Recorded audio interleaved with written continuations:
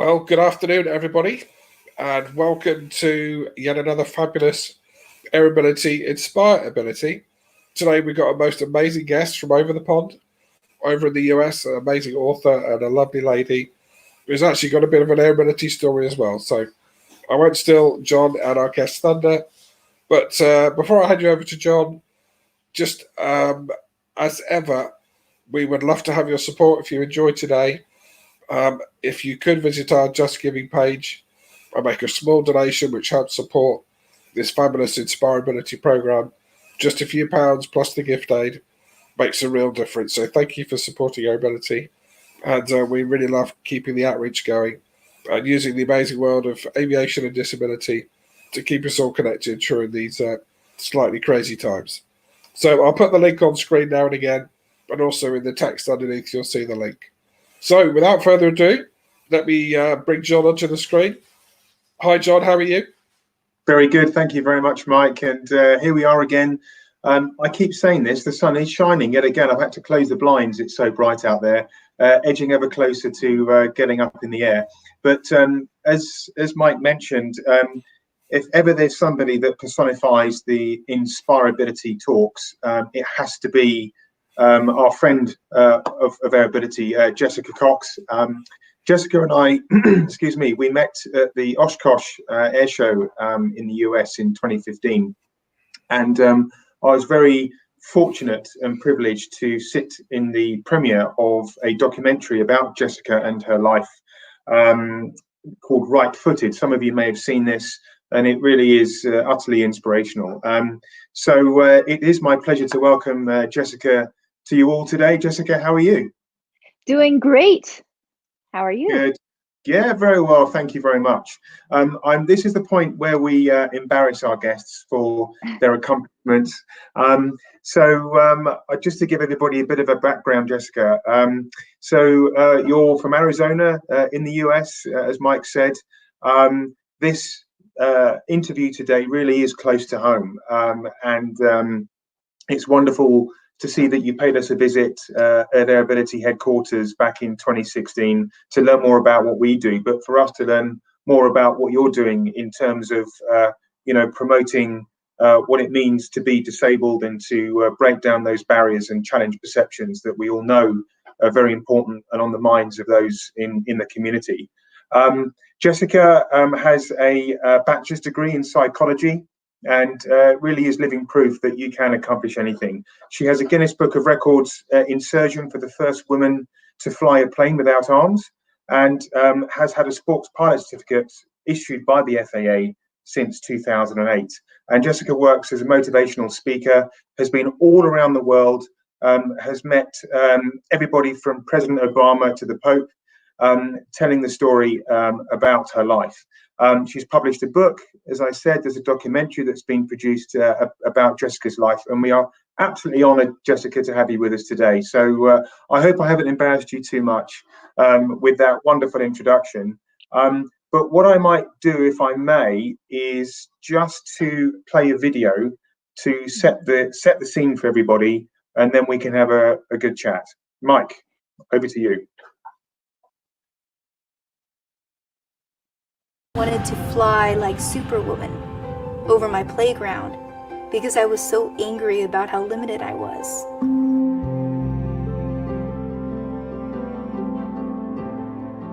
When I was born, my mom was just devastated. You envision your child to be perfect.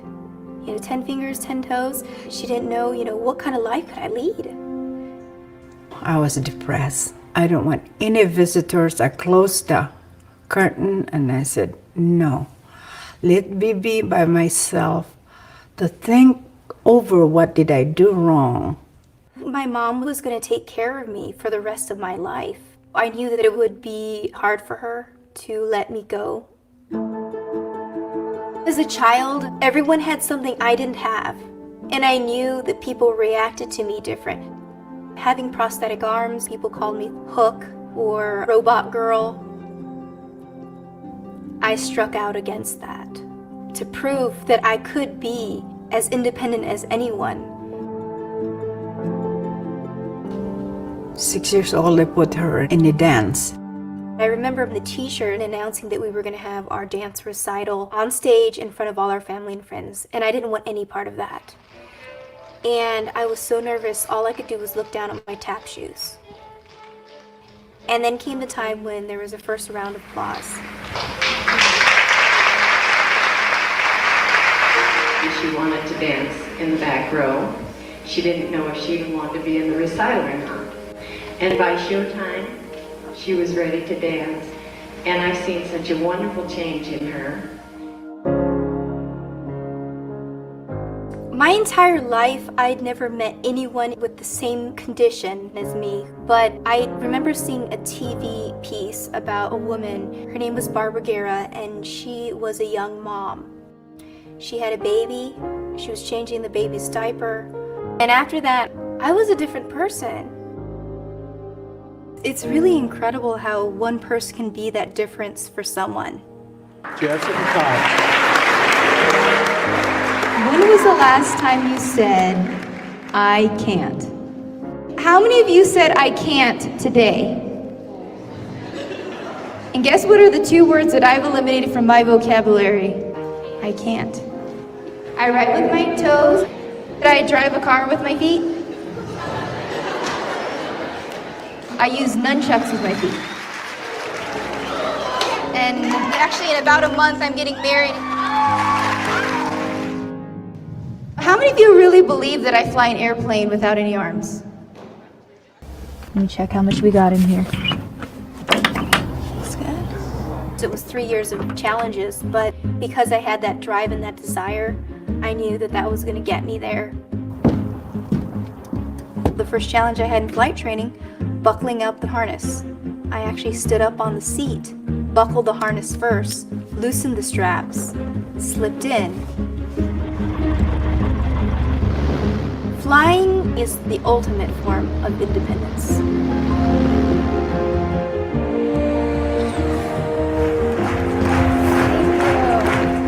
Our young person who rocks this week is 26-year-old Jessica Cox. Jessica Cox is certified by the FAA to fly with her feet. If I can fly an airplane, what is it that you can't do? President Obama met with Jessica Cox at the White House and called her an inspiration. I have met people as far as Africa. Just recently met someone born without arms, and many people in her community said she doesn't deserve to live. I'm not going to change everyone's mind on that, but I travel all over the world saying it's okay to be different. One of the girls actually that I was mentoring who was abandoned as an infant at an orphanage in Siberia doesn't think any of the guys are going to date her. I think it's going to be very important that she comes to the wedding, to see me in a dress and figuring out how to throw the bouquet and how to cut the cake with the long dress on. And for her to be able to witness that, I think will change her in a way that my older mentor changed me. We kind of relate because we both kind of have a hard life because I can't hear. And well, I was pretty amazed by what she did. I don't know how she succeeds like that. I can tell you today that if I was given the choice, I wouldn't want the arms because of the wonderful things I've been able to do. And not necessarily the things like flying a plane, but the lives that I've been able to touch.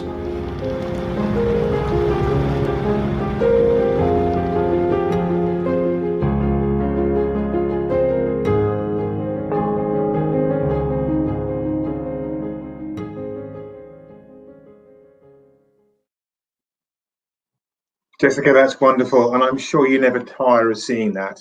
That was the trailer to the documentary that I was privileged to see when I first met you in Oshkosh. And for those watching, I can guarantee you there was not a single person in that theatre who didn't have or had a dry eye. Put it that way. So, Jessica, again, welcome, and tell us about your disability and your earliest memories of having your disability. That's a very difficult question, only because, I can only remember back to maybe 4 or 5 years old. And my awareness of my disability, my awareness of my not having arms, the fact that I was different, it happened much earlier because I mean, there were stories when my mom would take me to the grocery store, prop me into the shopping cart. And as I was sitting there, she would be inundated with questions from everyone at the store about why does the poor baby not have any arms? And I knew that something was different because it bothered my mom. My mom was sensitive about that. And so my awareness of my not having arms was as early as probably a year old when you start becoming aware of your surroundings. Yeah, and that awareness of being different, particularly as a child, will play on you. And what obviously you had a coping mechanism. Tell us about those formative years and coming to terms with that disability, particularly the children around you in school. I'm sure you had different reactions from different children. Growing up with such a visual difference, it definitely did toughen me up, I would say, quickly. And fortunately, I was from a smaller town, so people knew each other, but there were still strangers. And when they saw me, they reacted with stares. Children would react with pointing, and then questions. And at times, some kids, the bullies in the school, would of course pick on me because I could easily be singled out.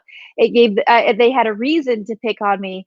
And that was a very challenging time, but my mom would always teach me, just ignore them. So I developed a very thick skin at a very early age on how to ignore someone and not let it affect me too much. But, in all honesty, it still did feel hurtful when I did receive that kind of reaction. Yeah, it's interesting, Jessica, because my two daughters, who are now 10 and 13 years old, have grown up with Aerobility, and they love riding around on Mike's wheelchair. They have great fun at Aerobility headquarters, and it's exposure, isn't it? It's what you're brought up with, and I'm sure the kids at school who perhaps had family members who are disabled wouldn't have seen you as any different. And I think it's an odd way, isn't it, how society reacts? And even today, in 2020, it's interesting what society does in its perception of disability. And I've always said disability is a label, that society uses, and I think we all have ailments and conditions. So the tag, I think that's something that society needs to do. I mean, what's your view on the disability word, and the tag that society seems to give? Yes, fortunately, as there's more awareness out there now than even when I was growing up, it makes it a lot easier to be someone who has a disability because there's more awareness. And the more we normalize it, the more we say, oh, there's someone who's hopping in their car and she happens to be missing an arm or missing a leg or happens to be in a wheelchair. And the fact that the disability doesn't define the person is where we need to be, is that the person is addressed first. And that's what's wonderful about awareness, and what makes my job as a speaker, as a life coach, and as an advocate all the more meaningful when I can go out there to show the world that, yeah, there are people without arms. There are people who are born in a certain way and they adapt and they succeed and they can thrive. And just making that awareness to the world is important. Yeah, absolutely. And talking about independence, so back to the teenage years, you're at school, you've moved on a bit, and then you begin to fight back. I always remember that word from your documentary. So tell us about the fight back, the realization and the proving of your independence. Tell us what you got up to and what you were able to master in terms of sport and other pursuits.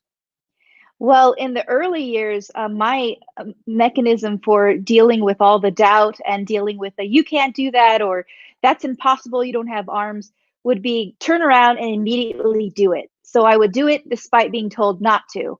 And I was that kind of stubborn young girl who would do something especially when someone told me not to or that I couldn't. And I mean, I excelled in everything you can imagine in childhood. My mother enrolled me in dance lessons. My mother enrolled me in Taekwondo as a 10-year-old. I practiced a martial art that typically requires your arms and hands as well. But we went through the modification process and substituted every single hand movement for a kick or a leg movement. so that I could fully participate and meet the requirements with a whole new curriculum, but meet the requirements to progress from white belt to black belt. And I got my first black belt as a 14-year-old. Incredible. Now, in terms of inspiration, we've all got our our inspiration within our families. My father being one. In terms of the inspiration for you to seek out that independence that life had to offer, but you had to find it. You know, I mean, and I've heard you speak about Barbie Guerra. Just tell us a bit more about that lady and how that changed your life. Well, I went through my life thinking I'm the only one in my world, meeting my community, my family, my hometown, my school. I'm the only one who is like this. And there are some days when being the only one can be very isolating and makes you feel like, well, is anyone ever going to understand me? And then finally, one day, I remember hearing the phone ring, and I went to answer the phone, and my mom's friend says, "Turn on the television right now. You have to see this news story."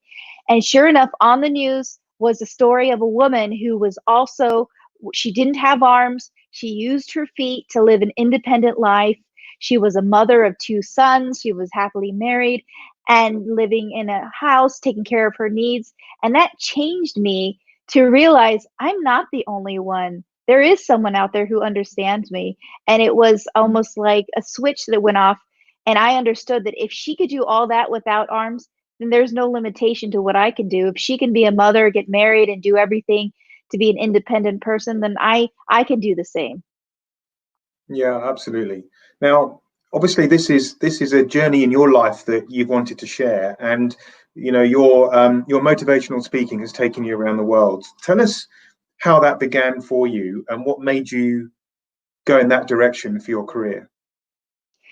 I had no idea that I was going to learn how to become a speaker and then travel to 27 countries to share a message, and also in the process advocating for those for people with disabilities, which I had no idea because I grew up very withdrawn.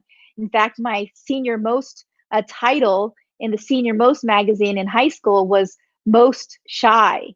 So I think everyone in school, the least that they would expect that that's the last thing in the world that I would become as a speaker on the stage in front of thousands of people. But I went up for my first speech just second year of high school, had a taste of what it was like to do motivational speaking. And then I ended up planting that seed. And after getting a degree in psychology and communication, I went on to pursue full-time motivational speaking. Wow. Now, tell us the message that you aim to achieve. You know, whenever I have a business meeting for my day job, it always starts with the objective. What's the outcome? You know, what's your outcome when you've given your message over to a room full of people? And it's funny when you ask that question because it's always something different, and I don't necessarily want to push onto somebody what my message is, because to each his own. If someone interprets my message as, well, if she can do that, then I can go, I can become an astronaut, or if she can do that, then I can excel in business. Every person has their own individual takeaway, and that's what I like to leave for their interpretation. But I definitely want to make sure that that message gets across, that it is possible, that we can use problem solving and creativity, desire, persistence, and fearlessness to accomplish our dreams, to accomplish our impossible. And all the while also getting the message across that it is okay to be different, that the fact that people are different, it's okay. And we have to be accepting of it. And we have to provide everyone the same opportunities, because there's no telling what someone can achieve. That's up to the individual. Yeah, quite absolutely. And you talk about the individuals. Are there any people that stand out, Jessica, in your memory, who sat through one of your presentations and came up to you and said, "Wow, you know, you've influenced me to make this decision, or I've decided to go down this pathway now because of what you were able to share with me"? Are there any stories you have about individuals that have stood out for you? There have been a few. Now that I've been flying for 14 years, there have been a few people who really were afraid of flying or didn't think they could fly again.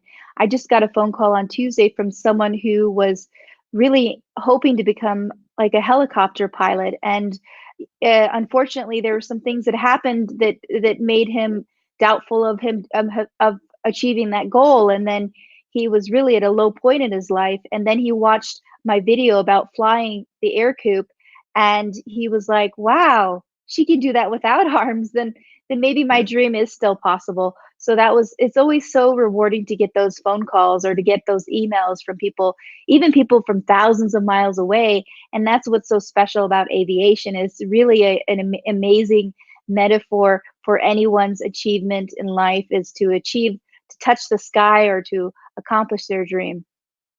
Absolutely, and isn't it amazing how the aviation family is a family around the world, no matter color, creed, country.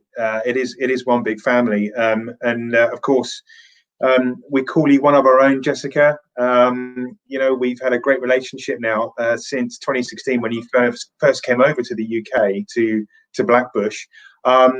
It was a wonderful day. Tell us all about it. And I know there's a very special guy you met as well, isn't there? Yes, and when Mike brought that picture up, I was just so excited to see that, because it brought back this flash of memories when my first trip to London, and then traveling out to Aerobility to not only go flying in that plane there, but to invite a special friend who I was aware of since he was probably 3 years old.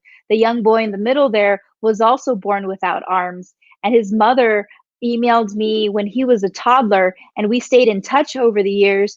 And then finally we had this opportunity to meet each other during my first trip to the UK, and hearing about Aerobility. And I asked Mike, I said, "Can I please bring my friend out to meet me?" Him and his whole family came out, and he went up on his first flight in an airplane.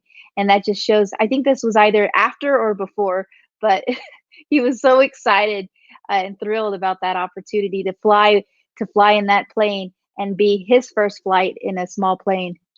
Yeah, absolutely. And Jessica, it's wonderful. One of the things that we see every day at Aerobility, and it can pass you by if you don't look close enough, but every day we change lives, and it's that magic of flying, isn't it? I don't know what it is. It's just a wonderful thing. So of course you've got the bug, like we all have. I believe it was 2008 that you got your pilot certificate. So tell us about your journey. Really intrigued to hear the story of your path to getting your license. Tell us about that. Well, it was a very long path, for probably compared to the average person. And it's funny, I hear an airplane flying overhead at the moment, so it's helping me out, bring back my memories back to when I started this journey of flying. There were 3 questions: who would be able to teach me? What kind of airplane would be suitable for me? And how would the governing body of aviation, the Federal Aviation Administration, how would they respond to my inquiry into flying? And that we had to tackle one challenge at a time.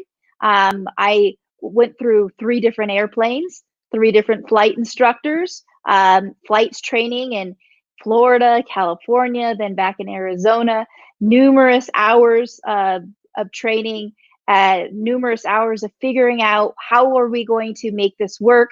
Some of the difficulties specifically for my situation is the fact that there is very limited room in the airplane. And so I have to have one foot on the yoke and the other foot on the throttle. And I had to crisscross my legs because the seats are fixed seats. They do not slide back. So for the limited space in the cockpit, I had to crisscross my legs, and I had to develop this muscle memory with all that ab work. If you can imagine putting your feet on the controls for something critical like flying an airplane, you have to have a lot of abs, a lot of muscles in your legs. And that took some time, and it took some figuring out. The airplane was not modified in any way. The airplane was not built custom. It was just the standard air coupe airplane, but we had to work with what we had. And it was a lot of tweaking and figuring it out. Wow. And how about the medical side of things? What was the opinion and the point of view of the FAA? I mean, what are the rules around your medical? Well, what was so interesting is we were I'm trying to remember back, but we were fearing for the worst kind of response. But we actually got quite the opposite. We got very encouraging a response from the FAA. I remember my examiner explicitly saying to me, if you can fly an airplane with your nose and show me how you can safely fly this airplane with your nose, then you can fly an airplane. If you can show me how you can safely fly this plane with your feet and you can do everything I asked of you, I see no reason why you should not be a certified sport pilot. And right around 2001, right around a couple years before I started flying, the sport pilot certificate became available, which means that you don't have to have a physical to start your training. You could actually fly with a license, a driver's license. And so that sport pilot certificate opened up this world of aviation to me because I did have a driver's license. I didn't have to get a medical. And that's what allowed me to transition into student pilot and make my way through solo and then on to certification. So all of us in aviation, I think there's two words certainly that just resonate with me whenever I get in an airplane and get airborne, and that's freedom and independence. Perhaps it means a little bit more to someone who's, you know, really fought hard and spent that time proving that it is possible. Tell us your feelings on your first solo flight. I don't think there's any pilot in the world who doesn't remember that day. Tell us about the day. It's wonderful that you asked me that, John, because this week celebrates my 14th anniversary of solo flight. And on Monday, just 3 days ago, I was experiencing those same feelings I had many years ago when I first soloed in the airplane. And that empowerment, the freedom you mentioned, the independence that you mentioned, it was the ultimate form. Because for one, my flight didn't go as smoothly as some pilots have their first solo flight. I was having radio issues mid-flight. And so here I was flying a plane for the first time without anyone else in the airplane, and then having some kind of issue when I was hearing static on the radio and a broken voice, so I couldn't make out anything on the radio because of a radio issue. It turned out to be a headset issue. And having all that all while flying an airplane and surviving my solo, landing with something happening like that, I walked out of that airplane, climbed out of that airplane, I should say, as truly empowered that I could do anything and that I'm pilot in command. And that was such a fantastic feeling. I mean, I smiled for the whole day after that solo flight. You know, you can't stop smiling when you experience that. And I'm sure many people who've had their solo can remember to that day and how you just can't stop smiling. Yeah, absolutely. No, I remember the night very well from my first solo as well. Like anything in aviation, it's addictive. You want more. Now, is it right you've recently become the proud owner of your own aircraft? Yes, it's still unbelievable to me, the fact that someone was so generous, a pilot by the name of Tim Treat, who owned this particular airplane that I fly, and calls me up one day and says, I would like for you to have my Air Coupe airplane. And I was speechless. I was touched, all of that at the same time. And also I wondered, well, how am I going to take care of an airplane? Yeah. But I would learn however fast I would need to learn. I would figure it out. And it has been only less than a year that I can go now to the airport, which is about 10 minutes away, hop in my car, drive down, and know that there's an airplane that was donated to a foundation that I have for people with disabilities, and know that I can hop in that plane, which I'm going to do tomorrow morning, and take off into the sky. It's incredible. There are obvious challenges. Any kind of older airplane, which this is over 70 years old, this airplane. So there are always challenges with having an older airplane, but it sure is marvelous when you can take off in the sky in an airplane that was given to you. It's such a blessing. Yeah, of course. And I think you know, there's so many guys. I can see, by the way, the live chat is lit up, Jessica. There's so many people saying hi. There's some guys from France, Poland, Patrick Judy from Paris, and a few of our own guys as well. Neil Tucker says attitude is everything. How cool is that? So tell us a bit more about this foundation you mentioned, because I know you're doing a lot of work, not just motivational speaking. Tell us the wider scope of what you're doing in terms of championing disability. Well, I love how Aerobility serves so many people and uses aviation. And I had a taste of that when I visited back 4 years ago now. But I love to share that as well, that feeling of how aviation can empower you and how it can change your life. So I'm going to use this airplane that was donated to my foundation to help more people with disabilities experience flight, to take children up with disabilities. I've already had a list of some children who happen to be born without arms who want to go flying with me. And once everything is in order with the airplane and everything is set up, that is the hope, is to use this airplane as a vehicle, as a tool of inspiration and motivation. And if you ever want to follow me, actually today I'll be releasing a video on some of the updates to this airplane. So the aviation community has responded so wonderfully. I have a couple new parts and pieces to make flying even easier for me. Like I had a 3-point harness installed thanks to my friend Sid, and that harness allows me to feel more secure in my seat, because with my legs up on the controls like that, it's a lot of work, and I need that extra leverage with a 3-point harness. So if you want to check it out at 3:30 p.m. Pacific, but I think maybe everyone in the UK will be asleep by then. But that's here. That's at about that's only about eight hours, a little less than 8 hours from now. Yeah, well, for sure. I know there's a few people who will be up that time tonight. I know that for sure. And in terms of your travels, tell us about that, memorable stories. I mean, I have what we did, Jessica, before today is we had some people send in some questions for after this discussion we're having now, and there is a theme, and it's about the breadth of travel and the people that you've met. Can you give us a sense of what that sort of trend is in people's reaction to what you're telling them? Oh, that's such a wonderful question, because people have responded in so many different ways to what I'm telling them. The fact that I'm a certified pilot, I can fly an airplane. I was given the privilege and the support and the opportunity to fly an airplane. And I think the opportunity is what I like to hold on to share with people globally, is that the reality is people with disabilities around the world don't have the opportunity. And if you're never given an opportunity, how do you really know how much you can achieve? And for me, if I didn't get the opportunity of having an education, of going to college, of then learning to fly and not being discriminated against, I would not be here sharing the story right now. I would have never known of Aerobility.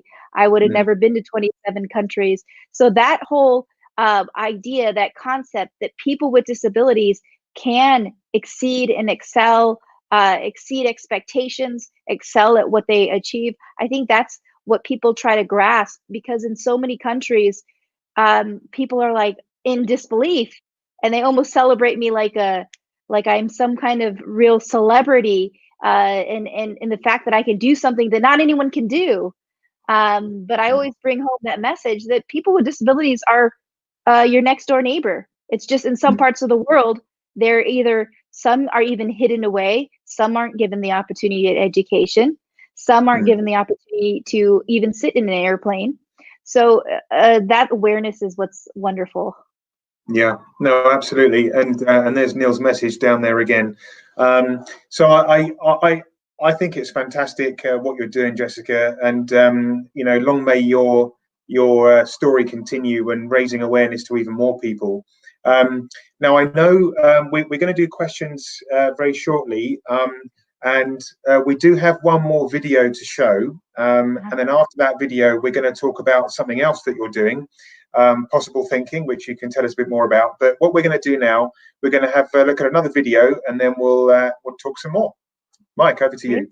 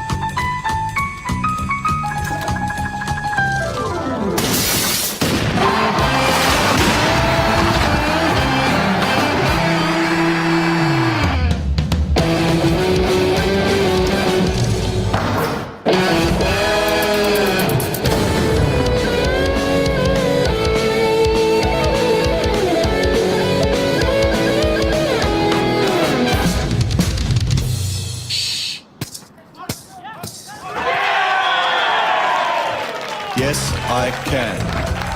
Yes, I can. Yes, I can. Yes, I can. Yes, I can. Yes, I can. Yes, I can. Yes, I can. Hey, yes, I can. No, you can't. Yes, I can! Are you ready? I can climb Everest. Yes, I can. I can fight here all night and never rest. Yes, I can. I absolutely love that video. Every time I see it, it just makes me smile. I'm sure people remember that. That was the Paralympics 2016, and you were over in the UK filming for that. Is that right, when we met? That is, yes. What a special opportunity that was, to be a part of all those amazing people who came together to show and share what they can do. And they filmed it. It was a high production. I mean, it was wonderful production that they did. And we were treated so well. And it was just so see how that come together, and to see the final product. And now it has millions of views. So yeah, it was so special to go there for that. Yes.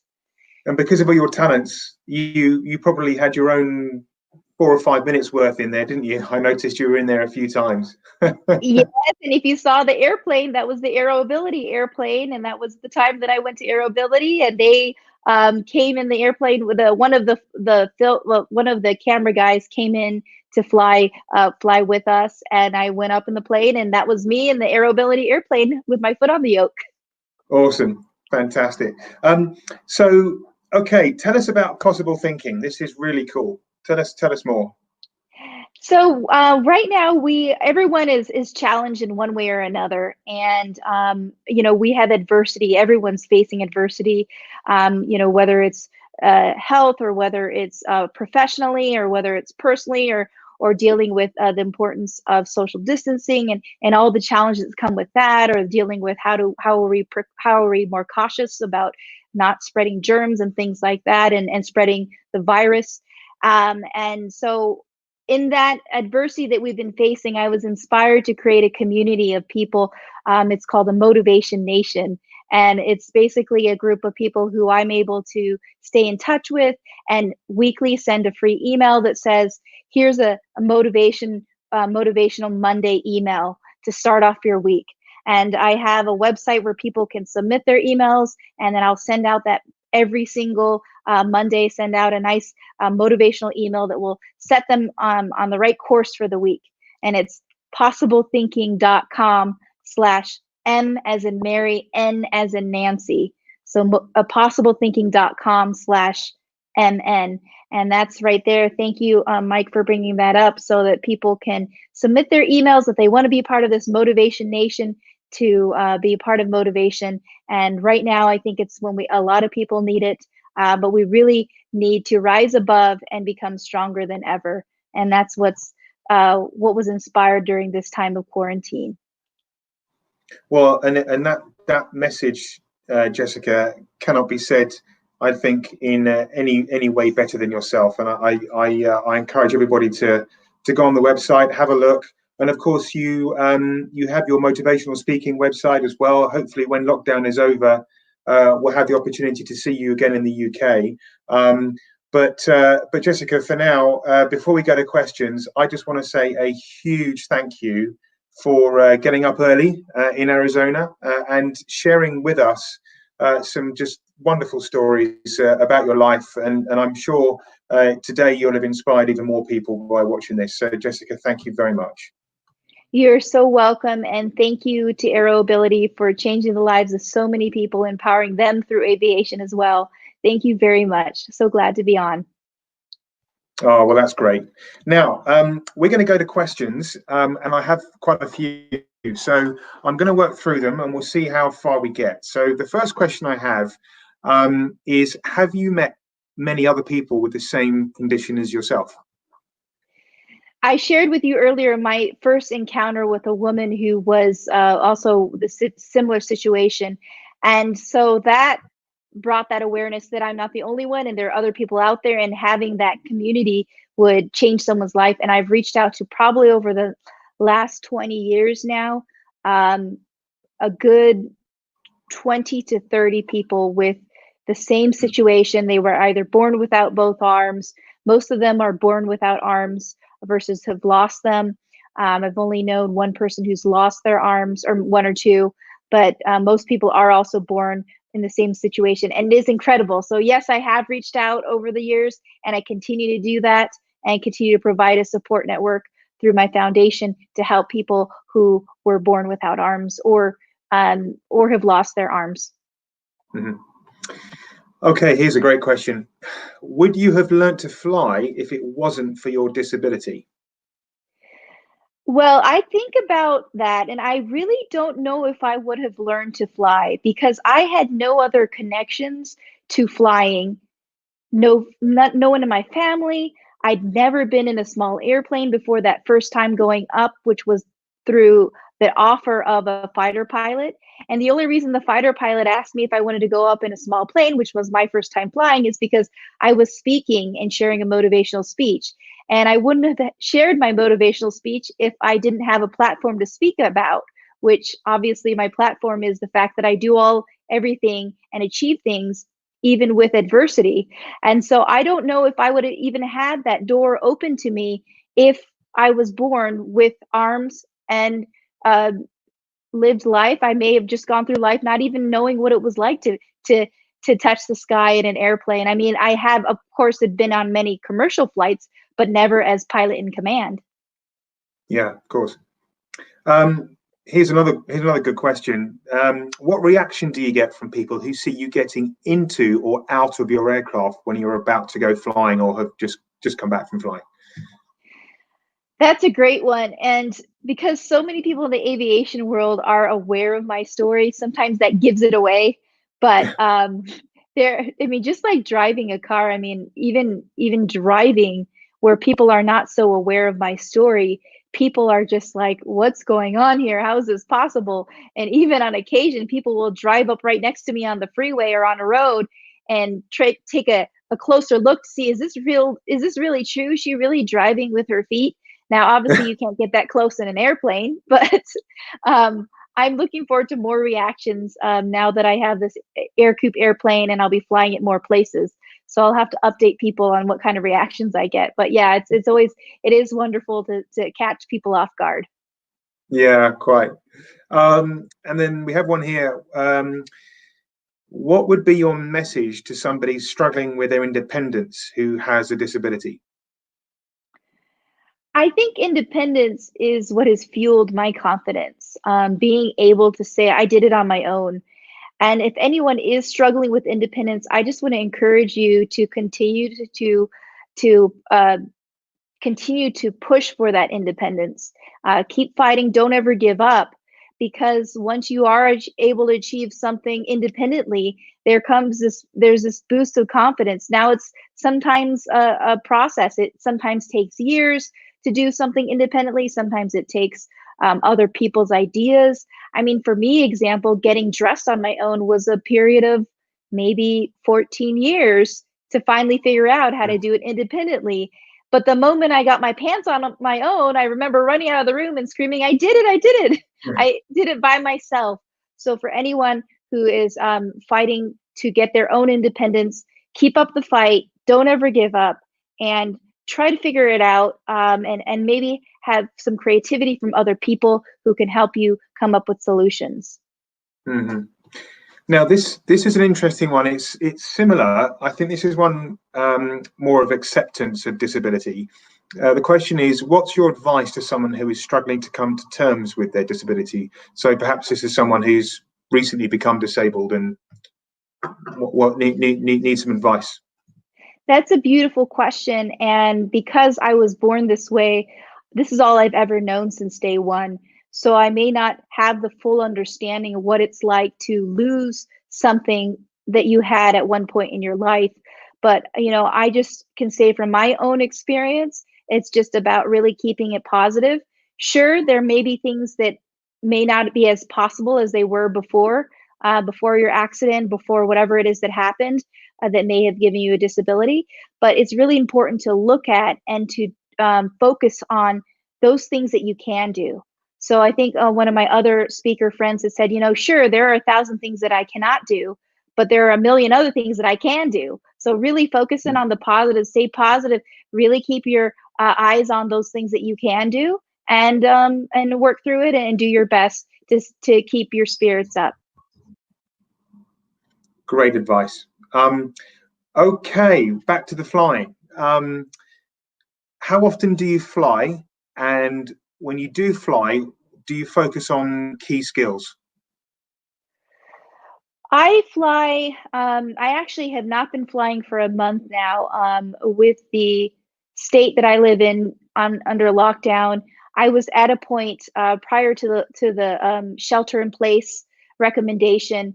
Prior to that, I was getting up to speed with this airplane because I'd been in the shop for a good 7 months, and so it was coming out of the shop after it was just given to me, given to my foundation. It was in the shop for a long period. I just got it out and was just getting back up to speed to my solo flight hours, to getting comfortable in the airplane again.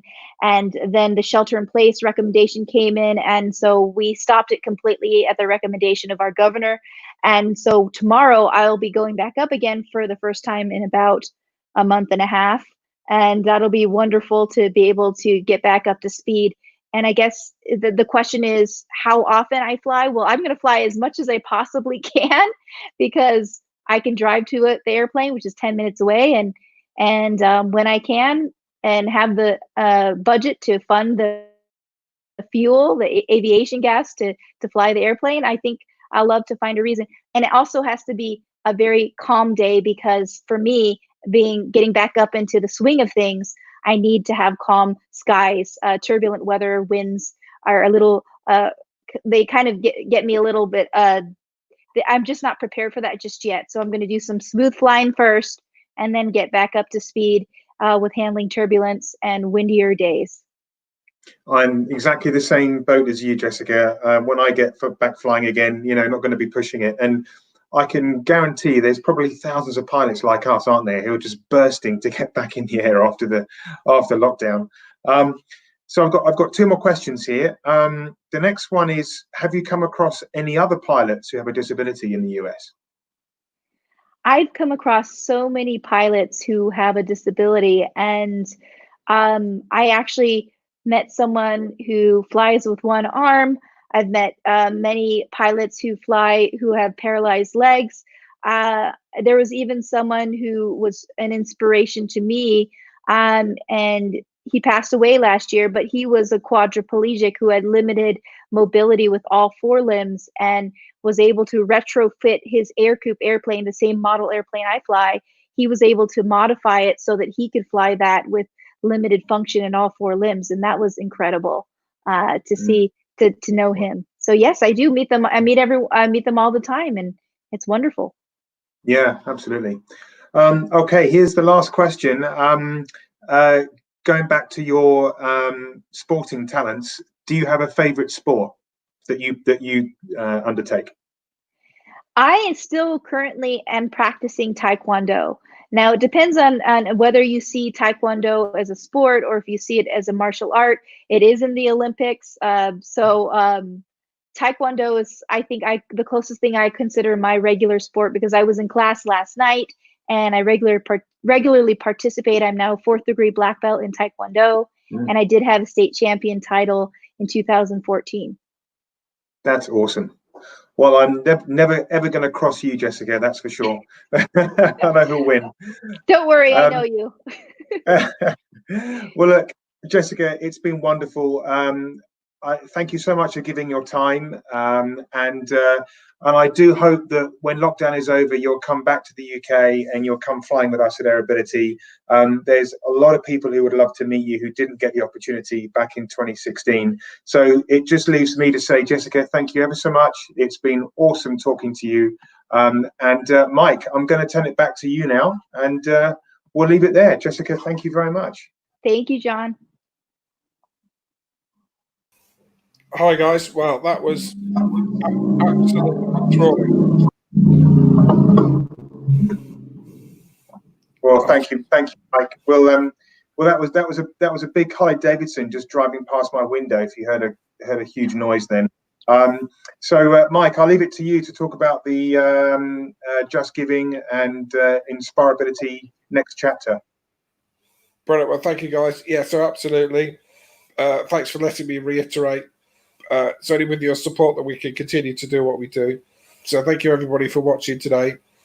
Jessica, you're absolutely at the core of what we do. You understand flying and you understand disability. So you're very much right at the heart of the Aerobility family. So thank you for sharing your message with us. And at the bottom of the screen there is our link. So thank you for your support, guys. If you would like to just donate a few pounds, that makes a huge difference. Okay. Well, keep an eye, everybody, on social media. I'd like to say that we've got really something very exciting in development right now for in a few weeks' time. Maybe to do a bigger online event. So watch this space. We'll be talking about it on social media soon. And yeah, we look forward to continuing to engage with you all. But everybody stay safe, and good morning to Jessica, and good night to everybody here in Europe. Thanks, guys. Thank you. Bye.